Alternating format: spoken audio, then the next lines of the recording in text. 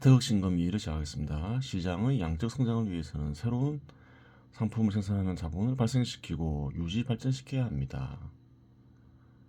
기존의 자본을 복제해서 생산량을 증가시키는 방법이 있는가 하면 또 새로운 상품을 생산하는 자본을 발생시키는 것도 시장의 양적 성장을 위한 하나의 방법이죠.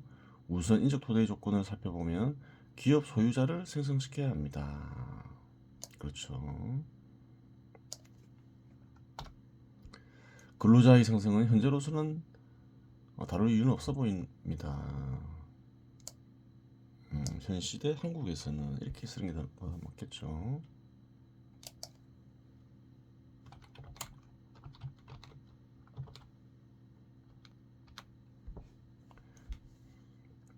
근로자의 경우 사회에 갓 진출하려는 젊은이들, 활동을 거래할 의사는 있으나 나이와 같은 사회적인 제약으로 인해 은퇴한 근로자들,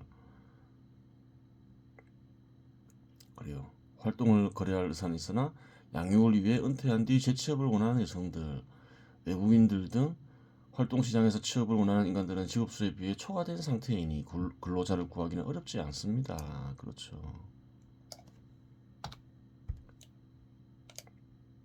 청년 실업률도 심하고 그래요.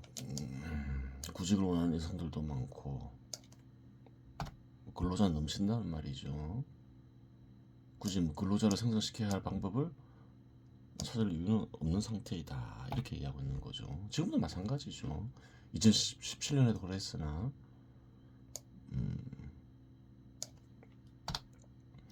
근로자와 관련된 문제는 정의, 인격, 교육과 같은 것이지 생성의 문제는 아니라고 하겠습니다. 그래요. 이와 같은 나라가 많겠죠.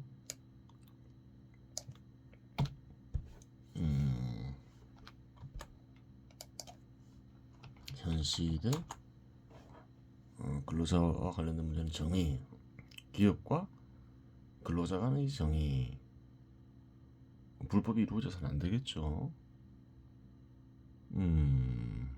그리고 또 근로자들과 근로자들 간의 또 정의 문제가 있죠. 한국에서는 있어요.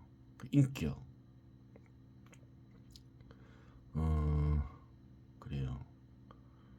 현 시대에서는 현 시대 한국은 어떤 거예요? 신분제도를 부정하고, 그래요. 사회적으로 그래요. 불평등을 인정하지 않죠. 인격적인 평등을 얘기하는 불평등을 얘기하는 거죠. 누가 누구를 지배하고 인격적으로 그런 것을 용인하지 않아요. 하지만 근로자와 근로자 간, 또 근로자들 사이에도 기업에서 지위를 부여할 수 있잖아요. 또 기업 소유자와 근로자 사이에 어떤 인격적인 문제가 대두될 수가 있는 거죠. 반인격적으로 대해서 그런 문제는 이제 잘 다루어야 되겠죠. 또 교육과 같은 문제, 어떤 그래요. 공정의 문제죠. 이거는 그런 문제들은 이제 중요한 문제가 되는 거예요. 생성의 문제가 아니라 이러한 문제들이 중요하다. 그렇게 얘기하고 있는 거죠. 기업 소유자의 생성과 유지, 발전의 문제는 동일한 점도 있지만 차이점도 존재합니다. 동일한 점을 우선 살펴보면 이윤을 발생시키는 조건을 필요로 한다는 점에서 동일합니다. 조건의 구체적인 사항은 자본을 구성하는 가격 요소들을 저렴하게 구매할 수 있어야 한다는 점입니다. 하지만 그 요소들 간에는 인간이 포함되어 있고 인간들 중에는 국민들이 대다수이기에 가격 논리로만 접근할 수는 없는 것입니다. 그런 또 사정이 있다는 거예요. 또한 작업 도구와 같은 상품의 가격 역시 이윤과 결부되어 있으니 그래요. 인위적으로 관리할 수 있는 것은 아닙니다. 정부가 참여할 수 있는 방법에 한계가 있다는 거예요. 하지만 모든 사람들을 위해 제공하는 공적 성격을 지닌 조건은 공적 영역인 정치 영역의 기능 중 하나이니 이러한 부분은 전문가들의 연구에 의해 최선을 선택할 수 있는 것입니다. 하지만 또 참여할 수 있는 방법이 있다. 아무렇게나 참여하는 게 아니죠. 굉장히 전문적인 영역인 거예요. 이러한 것들에는 도로, 상하, 수도, 전기, 통신 등이 있습니다. 이러한 것들은 모든 상품의 생산에 필요한 것들이니 모든 상품의 가격 인하에 영향을 미치는 것이기도 하며 상품을 소비하며 살아가는 전체 국민들의 비용에 영향을 미치는 것이기도 합니다. 그렇죠. 전체 국민이 이용하면 대표적으로 전기가 그러하죠. 민간 기업에 맡길 수도 있지만 아닐 수도 있다는 거예요. 비용을 따져보는 거죠. 비용과 그래요. 사회 구성원들의 삶을 토대로 어느 게 더 나은지 따져보아서 민간에 맡길 수도 있고 정부가 할 수도 있겠죠. 시대마다 약간 다를 수도 있어요. 활동 지출은 인간과 관련된 것이기에 가격 논리만으로 접근할 수는 없습니다. 활동 지출이라는 상품은 인간이 생존과도 관련된 것이고 제도 유지 및 발전과도 깊은 연관이 있기 때문입니다. 그렇죠. 활동을 그래야죠. 활동 지출은 뭐냐? 그런 얘기 할 수 있잖아요. 그래서 예전에 언급했지만 주석을 달아놨죠. 인간의 활동은 상품으로 거래되는데 엄밀히 얘기하면 시간과 결합된 활동이 거래된다. 그렇죠. 몇 시간에 얼마 이런 식으로 거래되죠. 며칠에 얼마 이것도 시간이 결합된 거죠. 시간과 결합된 활동이 활동 지출이다. 그래요. 실제로 거래되는 건 활동 지출이다. 이야기 쉽게 활동을 거래한다 이렇게 얘기하지만 원래 활동 지출을 거래한다 이렇게 얘기해야 정확한 표현이 되겠죠.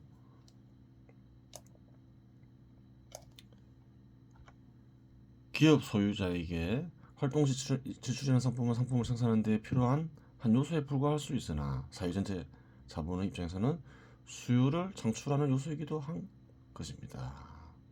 활동 지출의 가격은 그렇죠. 활동을 거래하면 소득을 얻죠. 또 그것은 또 소득을 얻은 개인은 또 소비를 하죠. 그 수요자가 된다는 거예요. 활동 지출의 가격은 충분한 생활이 가능해야 하며 또한 이윤 창출이 가능한 가격이기도 해야 하는 두 가지 문제를 지니고 있는데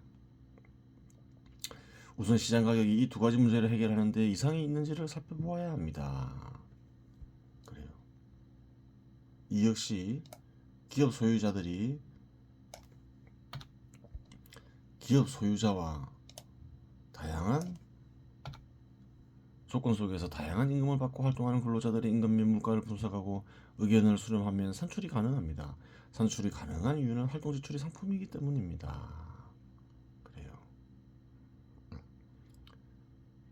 활동을 신성시 하는 경우가 많죠. 특히 노동을 강조하면서 그래요. 인간이 제공하는 것이라서 그런데 그게 아니라는 거예요. 거래되는 활동은 그냥 그저 상품일 뿐이라는 거죠. 그 활동은 기기로 대체될 수도 있는 거죠. 시장이 어느 정도 성장한 사회의 활동 지출이 정상적인 가격은 통상적으로 생존을 넘어 고대 농경국가보다 훨씬 풍요로운 삶을 살 수 있는 가격이 형성되어 있습니다. 그렇죠. 한국에서는 그렇다는 거예요. 한국 같은 경우는 현 시대 한국에서는 열심히 일하면 먹고 사는데 큰 지장은 없죠. 예전에는 굶어 죽고 그랬잖아요. 시장이 어느 정도 성장한 사회의 활동 지출 정상적인 가격은 통상적으로 그래 막 했죠. 한국 국민들의 평균 신장과 평균 수명은 시장의 성장과 더불어 지속적으로 증가했는데 이는 풍요로워졌다는 증거이기도 합니다. 찾아보면 알겠죠. 평균 시장이 많이 커졌죠. 평균 수명도 많이 길어졌고 다 통계 자료에 나와 있죠. 활동 지출 가격과 관련하여 1998년 2월 20일 제정되어 7월 1일에 시행된 법으로 한국에서는 파견 근로법이 있는데 이는 정의에 입각한 임금 규정을 회피하고 특정 집단의 사회적 위력으로 임금을 상승시키는 것을 가능하게 하고 인간을 물건화하여 특정 집단은 뭔가요? 사회적 위력으로 노조를 가리키죠. 인간을 물건하여 거래 가능하게 한 법으로 정의와 인격 모두에 배치되는 법인데 이 법이 제정 시행된 기간이 김영삼 대통령과 김대중 대통령의 임기에 걸쳐 있다는 것이 특징입니다. 파견근로자법이 뭐냐? 살펴볼 필요가 있죠. 파견근로자 보호 등에 관한 법률이 있죠. 1998년 제정되었죠. 근로자 파견이란 파견 사업주가 근로자를 고용한 후 그 고용 관계를 유지하면서 근로자 파견 계약의 내용에 따라 사용 사업주의 지휘 명령을 받아 사용 사업주를 위한 근로에 종사하게 하는 것을 말한다. 그러니까 사용 사업주가 있죠. 기업마다 직접 고용하는 방법이 있다는 거예요. 근데 그렇게 하지 않고 파견 사업주로부터 근로자 파견을 받는 거죠. 왜 그렇게 하나요? 직접 고용하면 그래 더 큰 임금을 줘야 되고 부담이 더 크다는 거죠. 정상적이지가 않은 거예요. 사용 사업주란 근로자 파견 계약에 따라 파견 근로자를 사용하는 자를 말한다. 그래요. 파견 근로자는 파견 사업주가 고용한 근로자로서 근로자 파견이 대상이 되는 사람을 말한다. 그래요. 파견 사업주가 파견 근로자를 근로자를 쓰려는 사람, 즉 사용 사업주에게 제공한다 이 말이죠. 그래요. 저렴하게 근로자를 고용할 수 있으니 우리나라에는 제약이 많죠. 근로자를 직접 고용하려면 특히 노조가 있는 곳에서는 법적으로도 그러하지만 그래요. 큰 부담이 되는 거예요. 그래요. 60세까지 인생을 보장해야 되고 노조가 있는 경우에는 어떤 식으로든 임금을 올리려 하고 뭐 그런 게 있는 거죠. 감당이 안 된다는 거예요. 그래서 그래요. 이제 이런 법이 생기는 거죠. 시장 질서가 무너져서 그런 거죠. 그런 부분이 있는 거예요.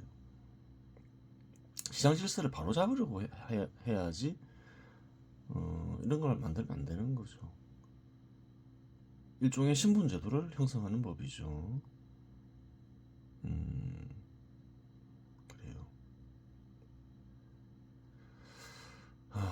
거래강행 함부로 정액이 모두 배치받는 문제. 이 법이 제정 시행된 기간에 김영삼 대통령과 김대중 대통령의 임기에 걸쳤다는 것이 특징입니다. 그래요.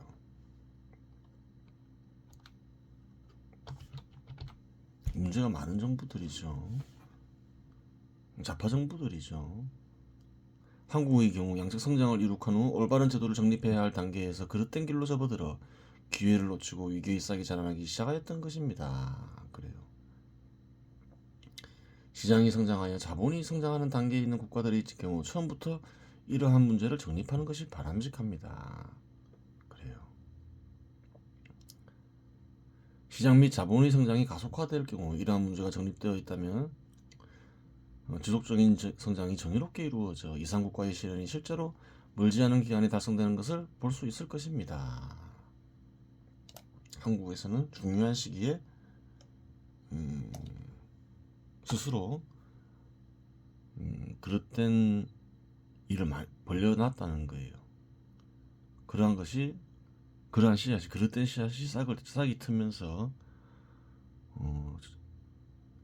그래요. 여러 가지 문제를 야기하고 있는 거죠. 청년 실업률의 증가도 그런 현상 중에 하나인 거예요. 오히려 시장이 성숙하는 과정에서 정의가 크게 어그러진 국가들이 더 큰 문제라고 하겠습니다. 그래요. 쓸데없는 법들을 많이 만들어놨다는 거예요. 현 시대에 어울리지 않는 그래요. 파견 근로자법도 그렇다는 거예요. 일종의 신분제를 형성하는 거죠. 신분제를 형성하는데 기여하는 법이 돼버리는 거예요. 기획에는 필연적으로 국민들의 희생과 고통이 따르기 때문입니다. 이것을 또 바로잡으려면 또 많은 희생을 치러야 되겠죠. 치르더라도 할 수 없는 거죠. 발전하기 위해서는 유지하고 발전하기 위해서는 시장이 성숙한 단계에서 정의가 크게 어그러진 국가의 개혁 방식은 다음과 같습니다. 어떤 기술적인 걸 얘기하는 거죠. 기술적인 것은 기술적으로 언급하는 것은 굉장히 전문적인 거죠. 여기서 제시하는 방법이 절대적이지는 않겠죠. 직업별 특징을 분석하여 이상국가에서 사용하는 분석 방식을 이용하면 됩니다. 직업별 특징을 분석하여 임금의 시장 가격을 산출하고 물가를 분석하여 적정 임금을 산출합니다. 시장 가격 이상의 임금이 지급되고 있는 경우 입법을 통해 임금 인상을 금지시킵니다. 즉 사회적 위로를 통해서 시장 가격 이상의 임금을 받고 있다. 입법을 통해 임금 인상을 그런 경우는 입법을 통해서 임금 인상을 금지시켜야 된다. 이렇게 얘기하고 있는 거죠. 시장 가격 이상의 임금에 대해서는 고유리 세금을 부과하며 거둔 세금으로 적정 임금을 받지 못하는 근로자에게 가치를 이전시키고 그런 뒤에도 가치가 남으면 시장 가격 이하의 임금을 받는 근로자에게 가치를 이전시킵니다. 그래요. 사회적 위력을 통해서 임금을 받고 있어요. 그것은 알게 모르게 사회적으로 신분제를 형성하고 있으며 다른 근로자의 몫을 빼앗는 거죠. 그래요. 그것을 세금이나 법을 통해서 제어해버릴 수 있다는 거예요. 그러면 그렇게 할 이유가 사라지겠죠. 이럴 경우 사회를 구성하는 근로자들에게 돌아가는 총 가치에 변동이 없으므로 시장의 총 수요에는 변동이 없게 되니 시장에도 충격이 없으면서 정의를 일정 정도 실현할 수 있게 됩니다. 사회의 생산성이 증가하고 근로자의 적정 임금이 대부분의 기업에 의해 지급되는 적정 임금이 일정 금액까지 상승하는 경우 발전하면 다 그렇게 되죠. 한국을 보면 알 수 있죠. 아까 설명했죠. 그래야 적정 임금이 시장 가격 이상의 임금들이 평균값 중 세금을 제외한 부분의 평균까지 오르면 시장 가격 이상의 임금은 입법으로 인하시킵니다. 그래요. 이 경우 이제 그렇죠. 사람들이 삶에 문제가 없을 때 시장 가격 이상의 임금은 입법으로 인하시키면 어떻게 될까요? 이 경우 시장 가격 이상으로 임금을 지급하는 기업의 경우 투자가 이루어질 가능성이 커지게 되며 사회적 정의도 정립된다고 하겠습니다. 임금이 크냐 작냐의 문제가 아니라는 거예요. 시장 가격에 의해서 가격이 결정되냐 안 되냐가 중요하다는 거죠. 사회적 위력으로 시장 가격 이상으로 임금이 형성되어 있으면 제어하여 법을 이용하여 혹은 권력을 이용하여 제어하여 그러한 행위가 무의미하게 만드는 방법이 있다는 거예요. 또한 인하되는 근로자들 역시 세금으로 내던 부분이 인하되는 것이니 저항할 이유가 없게 됩니다. 그래요. 이후 전문가들과 관련자들이 협의체하에 적정 임금을 사회적으로 관리하면 됩니다. 이것이 이상국가에서 어그러진 임금을 바로잡는 방법이라고 하겠습니다. 적정 임금을 관리하는 방법보다 더 괜찮은 방법이 1인 가족이건 뭐 여러 명으로 이루어진 가족이건 적정 소득을 관리하는 거겠죠. 적정 임금을 관리하고자 하면 자칫 잘못하면 반시장적인 정책으로 흐를 수 있잖아요. 그래요.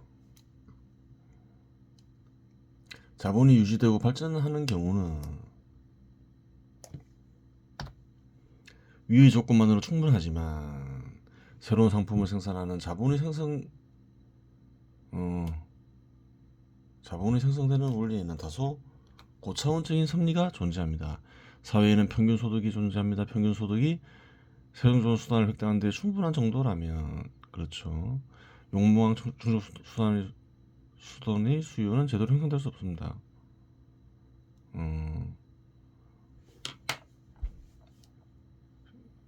급급하다면 그렇죠. 모두 쓰인다면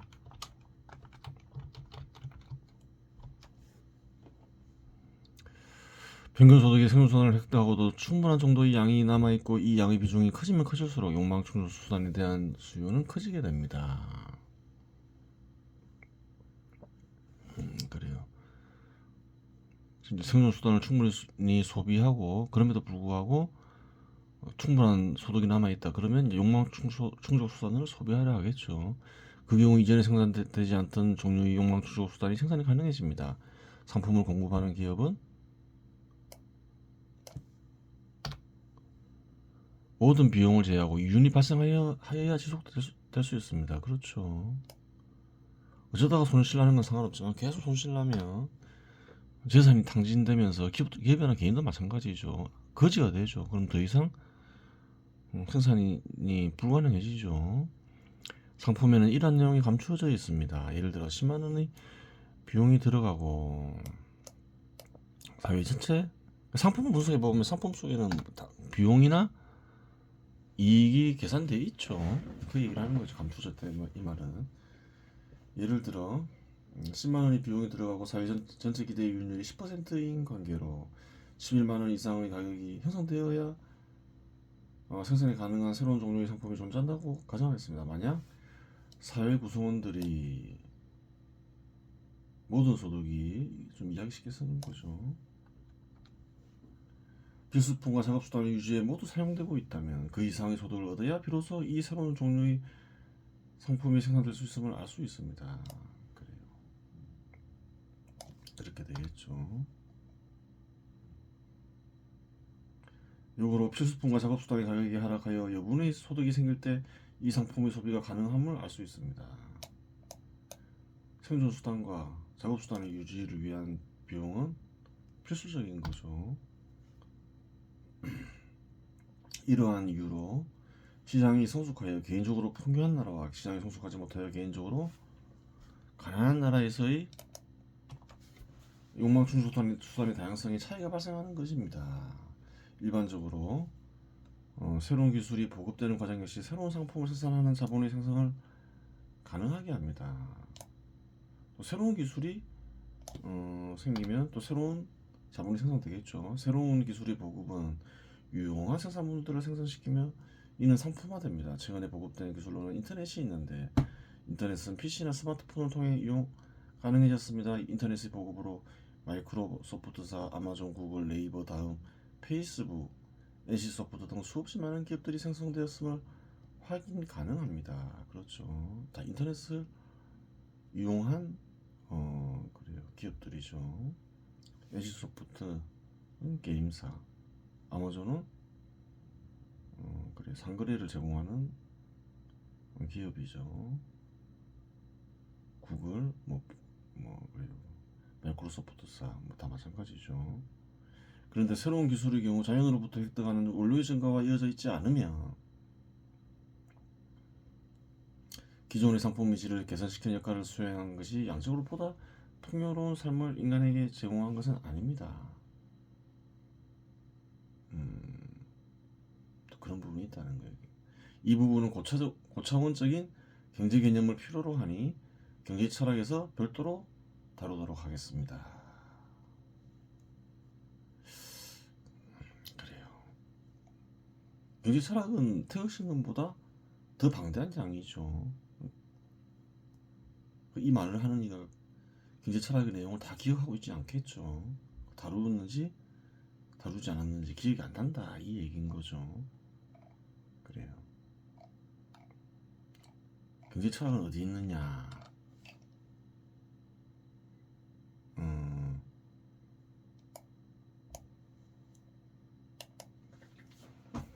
여기 보면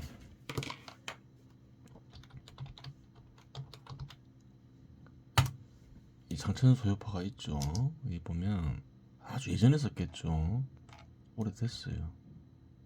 태극신검을 쓰고 난 뒤에 썼겠죠.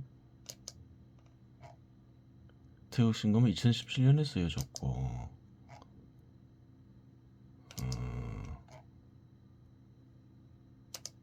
그래요. 경제철학이 있죠. 1. 입문편 1. 2018년 3월달부터 쓰기 시작했죠. 그래요.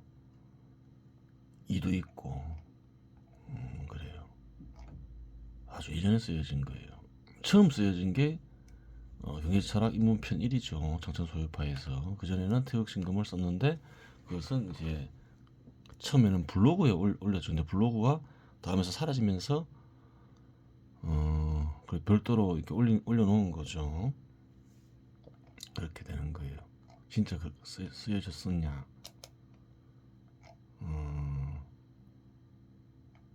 쓰여졌어요. 다른 이가 올린 게 있죠. 태극신 거.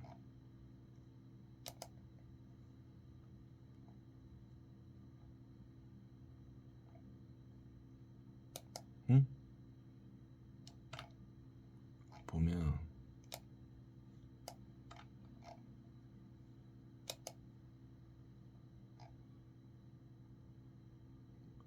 쓰여진 게 있어요. 찾아보면 나오겠죠. 태극신 거. 네이버에도 보면 태극신검을 치면 다른 이들이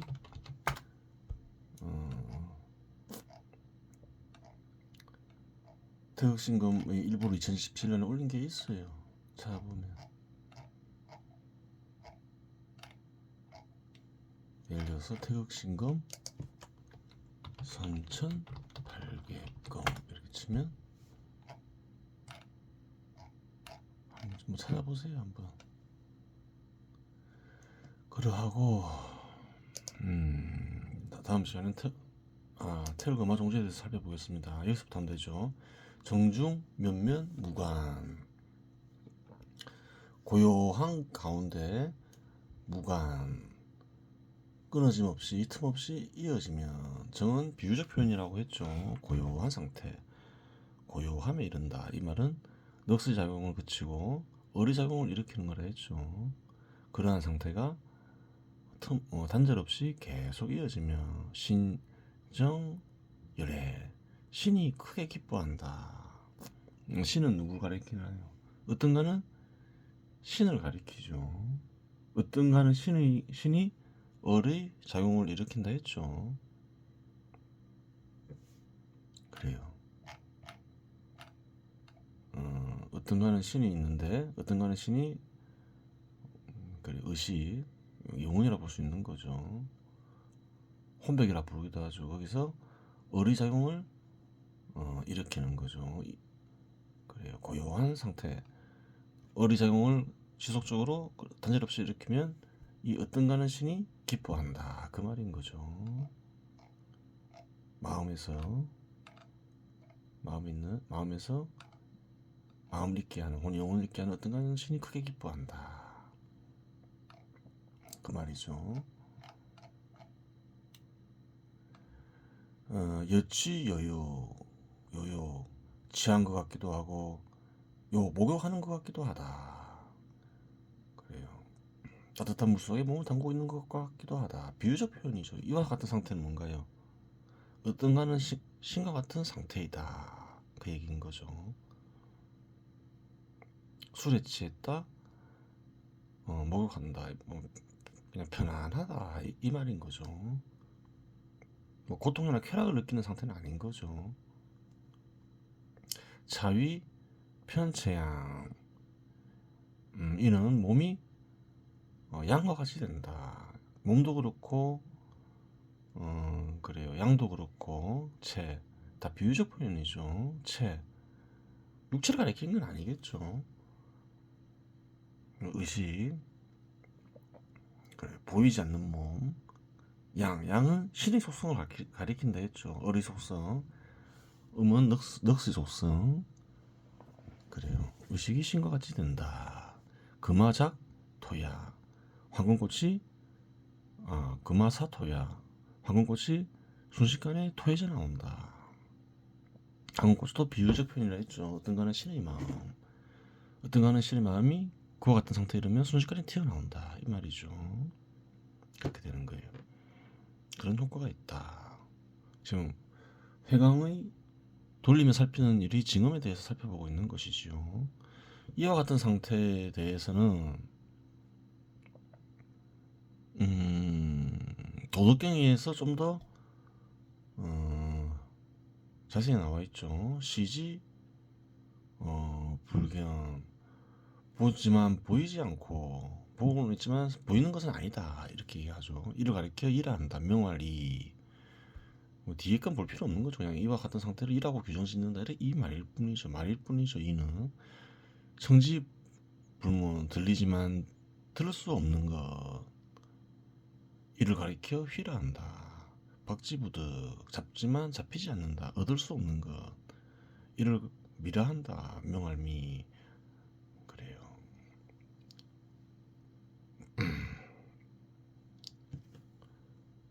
차삼자 불가치일 고혼이위일 기상불교 기야불매 승승불가명 복기여 무물 시위 무상지상 무물지상 시위 홀황 황홀. 그래요. 이와 같은 상태를 호랑이라고 부르는데